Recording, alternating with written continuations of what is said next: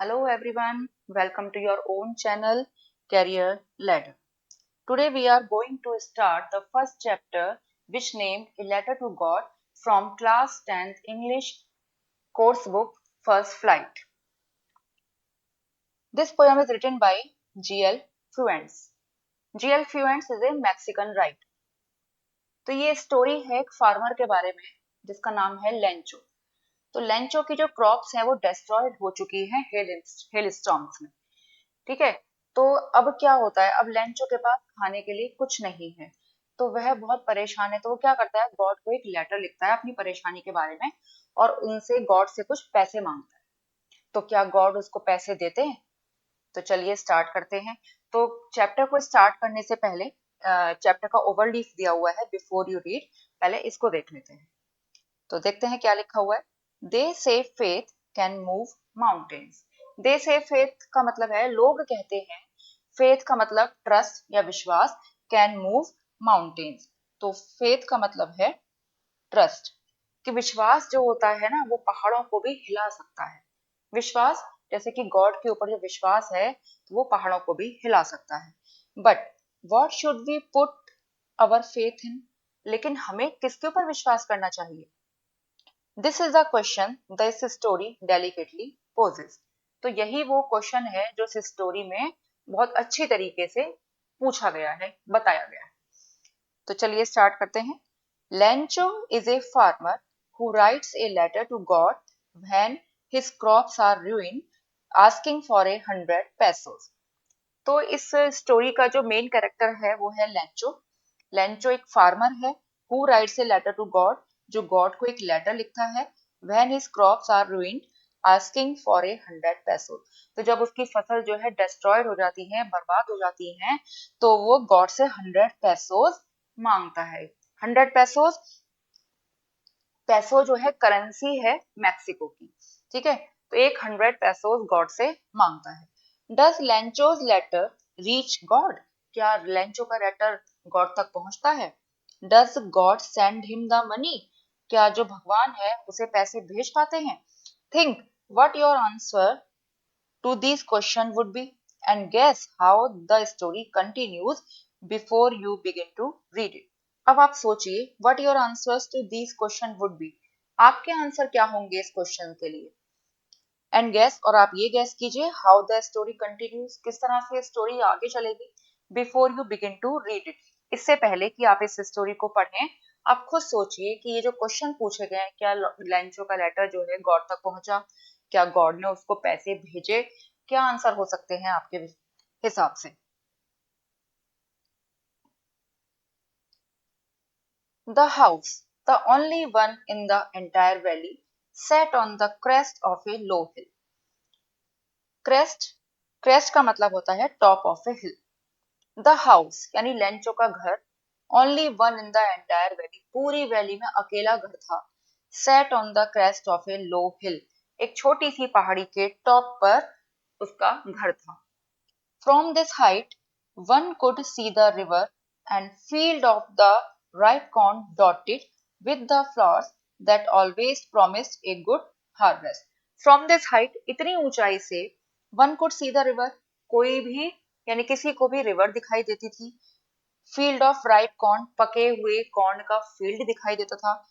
Dotted, dotted का means full of, with the flowers, जैसे ripe corn यानी पके हुए कॉर्न है उस पर फ्लावर्स आ चुके हैं। That always promised a good harvest, अब फ्लावर्स आ चुके हैं इसका मतलब जो फसल है वो पक चुकी है, इसका मतलब वो गुड हार्वेस्ट देगी ही देगी। The only thing the earth needed was a downpour or at least a shower. Only thing the earth needed, केवल एक चीज थी जिसकी अर्थ को जरूरत थी, वो थी डाउनपोर। डाउनपोर का मतलब हैवी रेन, या तो बहुत ज्यादा बारिश हो जाए या एटलीस्ट ए शावर, कम से कम थोड़ी सी बूंदाबांदी ही हो जाए। यानी फसल बिल्कुल पकी हुई थी, केवल उस फसल को क्या चाहिए थे, एक या तो बहुत तेज डाउनपोर यानी बहुत ज्यादा हैवी बारिश चाहिए थी, या थोड़ी सी बूंदाबांदी शावर चाहिए था। Throughout the morning, Lancho, who knew his field intimately, had done nothing else but see the sky towards the northeast. Throughout the morning, पूरी सुबह, Lancho, who knew his field intimately. Intimately का means closely. यानी जो अपने खेतों को बहुत अच्छी तरह से जानता था, हैड डन नथिंग एल्स, उसने कुछ भी और कोई काम नहीं किया। क्या किया? बट सी द स्काई, लेकिन आकाश को ही देखता रहा, towards the north east, north east की डायरेक्शन में बस आकाश को ही देखता रहा। Now we are really going to get some water woman. ये वुमेन कहा गया है लैंचो की वाइफ के लिए, वो अपनी वाइफ से कह रहा है now we are really going to get some water, अब हमें वाकई में कुछ पानी हमें मिलने वाला है। यानी वो बादलों को उसको देख रहा था, नॉर्थ ईस्ट डायरेक्शन में उसको बादल वहां से आते हुए दिखाई देगा, तो उसको लग रहा है शायद बारिश होने वाली है। The woman who was preparing supper replied, yes, God willing. Supper means light evening meal, dinner भी कह सकते हैं। जो लेडी थी, जो उसकी वाइफ थी, वो सपर तैयार कर रही है, यानी खाना बना रही है। रिप्लाइड, वो कहती है यस गॉड विलिंग, ये हाँ गॉड की इच्छा, जैसी गॉड की इच्छा। Older boys were working in the field until, oh, sorry, while the smaller ones were playing near the house until the women called to them all, come for dinner. Older boys यानी जो लैंचो की जो बड़े बेटे थे, working in the field, वो खेतों में काम कर रहे थे। while the smaller ones, और जो छोटे थे, were playing near the house, वो घर के पास में ही खेल रहे थे। until the woman called to them all, और फिर जो उसकी मदर थी यानी लैंचो की जो वाइफ थी, उसने जो है इन सबको आवाज दी, कम फॉर डिनर, मतलब डिनर के लिए सब आ जाए। It was during the meal that, just as Lancho had predicted, big drops of rain began to fall. It was during the meal, मतलब जो डिनर है अभी चल ही रहा था कि लेंचो हैज प्रेडिक्टेड, जैसे कि लेंचो ने प्रेडिक्ट कर लिया था कि शायद हमें थोड़ा पानी मिलने वाला है। Big drops of rain began to fall, बारिश की बड़ी बड़ी बूंदें तभी गिरने लगी, यानी बारिश, जब तक वो खाना खा रहे थे, डिनर कर रहे थे, तो बारिश की बूंदें पड़ने लगी।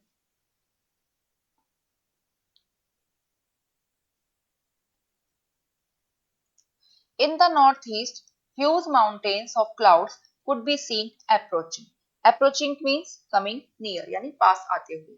In the northeast, northeast में huge mountains of cloud, बादलों के बहुत बड़े बड़े mountains, यानी कह सकते हैं बहुत बड़े बड़े बादल, could be seen approaching, पास आते हुए देखे जा सकते थे। The air was fresh and sweet, ठंडी ठंडी ताजी हवा चल रही थी। The man went out for no other reason than to have the pleasure of feeling the rain on his body. The man went out for no other reason, यानी जो लैंचो था वो बाहर की तरफ चला गया, for no other reason यानी बिना किसी वजह के, then to have the pleasure of feeling the rain on his body, वो केवल क्या चाहता था, वो जो बारिश पड़ रही थी, जो रेन हो रही थी, उसकी जो फीलिंग थी, जो उसकी प्लेजर था, वो उसको अपनी बॉडी पर फील करना चाहता था। And when he return he exclaimed, these aren't the raindrops falling from the sky, they are new coins. और when he returned, और जब वह वापस लौटा, he exclaimed, उसने बताया, these are not raindrops falling from the sky, ये raindrops नहीं है, ये बारिश नहीं है जो आकाश से गिर रही है, they are new coins, ये new coins हैं, नई coins हैं। The big drops are 10 cent pieces and the little ones are 5, जो बड़ी बड़ी drops हैं वो 10 cent की coins हैं, और जो छोटी वाली है वो 5 की कॉइन्स है, यानी 10-10 रुपए के सिक्के हैं, जैसे हमारे यहाँ रुपीस चलता है, ऐसे वहाँ पैसोस है या सेंट है, तो बड़ी बड़ी जो बूंदे हैं वो 10 सेंट की कॉइन्स हैं, और जो छोटी वाली जो बूंदे हैं वो 5 सेंट की कॉइन्स हैं। With a satisfied expression, he regarded the field of ripe corn with its flowers draped in a curtain of rain. With a satisfied expression, with a satisfied expression यानी वो पूरी तरह से satisfied था इस समय की बारिश होने लगी है। He regarded the field of ripe corn with its flowers, तो उसने अपने जो पका हुआ जो कॉर्न था, जो राइप कॉर्न का फील्ड था जिस पर फ्लावर्स आ चुके थे, उसको देखा उसने, draped in A curtain of rain, draped means covered with cloth, वैसे ड्रेप्ड का मींस कवर्ड है, कर्टेन ऑफ रेन यानी बारिश का जो कर्टेन, एक तरह से उसको लग रहा था जो बारिश में एकदम से उसका जो फील्ड था वो भीग रहा था, यानी इसको कहा गया है इसमें कि बारिश के जो कर्टेन से उसका जो खेत है वो कवर हो गया था। But suddenly a strong wind began to blow and along with the rain very large hail stones began to fall. But suddenly, लेकिन अचानक क्या हुआ, एक strong wind begin to blow, एक बहुत तेज हवा अचानक से चलनी शुरू हो गई, and along with the rain, और बारिश के साथ साथ very large hail stones begin to fall, बहुत बड़े बड़े हेल स्टोन्स गिरने लगे। Hail stones means some small balls of ice that falls from the sky, यानी बर्फ की छोटी छोटी बॉल्स जो आकाश से गिरने लगती हैं, यानी ओले। ठीक है, स्ट्रॉन्ग विंड बहुत तेज अचानक से चलनी शुरू हो गई और बारिश के साथ साथ जो है ओले पड़ने शुरू हो गए। These truly did resemble new silver coins. ये ओले कैसे लग रहे थे? ओले ऐसे लग रहे थे जैसे कि नई नई सिल्वर की कॉइन्स हों। The boys, exposing themselves to the rain, ran out to collect the frozen pearls. जो लड़के थे ओले इकट्ठे करने के लिए, जो फ्रोजन पर्ल्स कहा गया है ना, फ्रोजन पर्ल का मतलब हेल स्टोन से ही है, यानी ओले से ही है। जो बच्चे हैं वो बारिश की परवाह नहीं कर रहे थे, एक्सपोज कर लिया था उन्होंने अपने आप को रेन में और बाहर चले गए, बाहर दौड़ पड़े उन फ्रोजन पर्ल्स को यानी ओलों को एकत्र करने के लिए, कलेक्ट करने के लिए। It's really getting bad now, exclaim the man. अब वो बेचारा जो लेंचो है बड़ा दुखी होकर बोला, it's really getting bad now, अब ये मौसम जो है बहुत खराब हो रहा है, यानी कुछ अच्छा होने नहीं जा रहा है। I hope it passes quickly, वो कहता है मुझे उम्मीद है कि ये सब पास हो जाएगा, यानी सब क्विकली पास हो जाएगा, ये सब जो खराब मौसम है वो बहुत तेजी से निकल जाएगा। It did not pass quickly, लेकिन ऐसा नहीं हुआ। ये जो ओले जो पड़ रहे थे वो पास नहीं हुए, यानी बहुत देर तक ये ओले जो है पड़ते रहे। For an hour the hail rained on the house, the garden, the hillside, the cornfield and on the whole valley. For an hour, लगभग एक घंटे तक द हेल रेन, ये ओले जो हैं इनकी रेन, इनकी जो बारिश है वो होती रही। सब जगह ओले ही ओले थे, घर पर, गार्डन में, हिल साइड पर, लेंचो के कॉर्न फील्ड में, यहाँ तक कि पूरी वैली में सिर्फ ओले ही ओले थे। The field was white as if covered with salt, जो कॉर्न का जो फील्ड था, जो राइप कॉर्न का फील्ड था लेंचो का, वो पूरा सफेद हो चुका था, जैसे कि वो सॉल्ट से कवर हो गया है, क्योंकि सब जगह केवल ओले ही ओले बिखरे पड़े थे।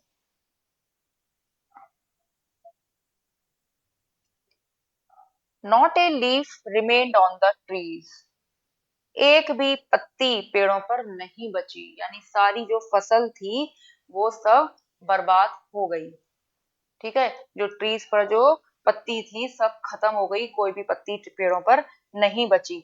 The corn was totally destroyed, जो कॉर्न था वो पूरी तरह से खत्म हो चुका था। The flowers were gone from the plants, plants से फ्लावर्स पूरी तरह से खत्म हो चुके थे, यानी कोई भी फ्लावर्स प्लांट्स पर नहीं बचा। Lencho's soul was filled with sadness, जो लेंचो की जो आत्मा है वो दुख से भर गई, यानी लेंचो जो है अंदर से ही बहुत दुखी हो गया अपनी पूरी पकी हुई फसल को बर्बाद हुआ देखकर। When the storm had passed, he stood in the middle of the field and said to his sons, a plague of locusts would have left more than this. When the storm had passed, जब तूफान गुजर चुका, जब तूफान खत्म हो गया, he stood in the middle of the field, वो अपने खेत के बीचों बीच जाकर खड़ा हो गया, and said to his son, और अपने बेटों से कहा, a plague of locusts would have left more than this. Plague क्या है? A large number of harmful things, और यहाँ पर जो लोकस्ट है एक इंसेक्ट होता है विच फ्लाई इन बिग स्वार्म, जो बड़े बड़े ग्रुप्स में उड़ता है और पूरी की पूरी फसल को डिस्ट्रॉय कर देता है। यहाँ पे जो प्लेग है ऑफ लोकस, ये लोकस के ग्रुप के लिए कहा गया है। जो लोकस का जो ग्रुप है वो कहता है लेंचो अपने बेटों से कि जो लोकस्ट का जो ग्रुप होता तो वो भी कहीं इससे ज्यादा छोड़ देता, यानी जो ओले पड़े उन्होंने कुछ भी नहीं छोड़ा। अगर लोकस का ग्रुप भी अगर फसल को बर्बाद करता तो शायद इससे कहीं ज्यादा फसल हमारी बच सकती थी।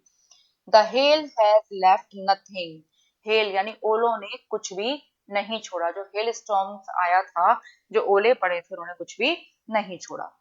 This year we will have no corn, तो लेंचो दुखी होकर कहता है कि इस साल जो है, इस साल हमारे पास कोई भी कॉर्न नहीं होगा, यानी हमारी जो कॉर्न है वो पूरी तरह खत्म हो चुकी थी।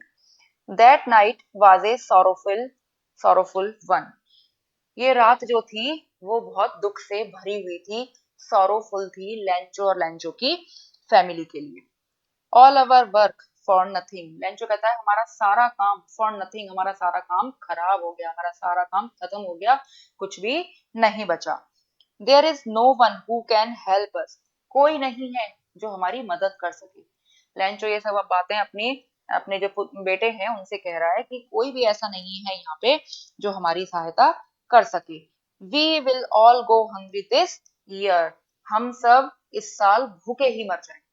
यानी इस साल हमारे पास कुछ भी नहीं है क्योंकि उनकी जो क्रॉप है वो पूरी तरह डिस्ट्रॉय हो चुकी है, तो उनके पास इस बार कोई भी कॉर्न उनके पास नहीं बचा है। तो वो कहता है कि हम इस साल जो है भूखे ही रह जाएं।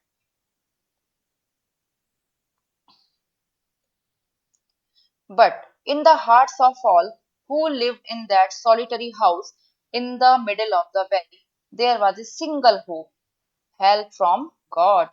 But in the hearts of all, in the hearts of all का मतलब जो लेंचो की फैमिलीज के जितने मेंबर थे उन सबके हार्ट्स में, who lived in that solitary house, जो सब उस अकेले घर में रहा करते थे, in the middle of the valley, जो घर अकेला वैली के मिडिल में था, केवल एक अकेला ही घर था वैली के मिडिल में, और उन सबकी जो फैमिली थी वो ये सोच रही थी, there was a single hope, उनके लिए केवल एक ही होप बची थी। वो क्या थी?